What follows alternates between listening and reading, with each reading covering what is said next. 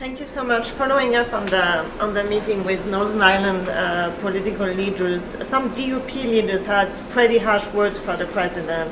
One of them describing him as anti-British in the press just this morning. So is the president trying to change that perception, and what's his message going to be for those leaders?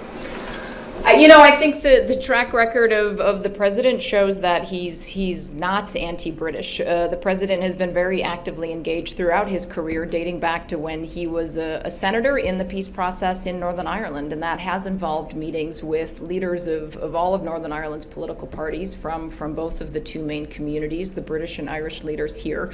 The UK remains one of our strongest and closest allies, and it's difficult, frankly, to think of an issue in the world that we are not closely cooperating with the British on, and it's why the president wanted to have the opportunity to engage with Prime Minister Sunak this morning to start his day here in Belfast.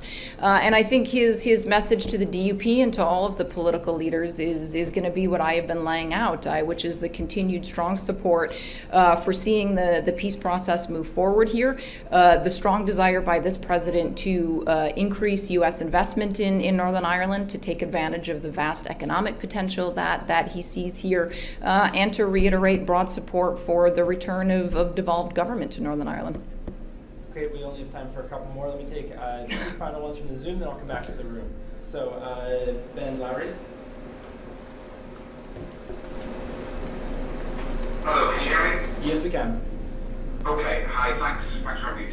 Dame Arlene Foster, who is a former First Minister of Northern Ireland and DUP leader, said on a television channel yesterday that President Biden hates the United Kingdom, and I just wondered what the reaction was to that.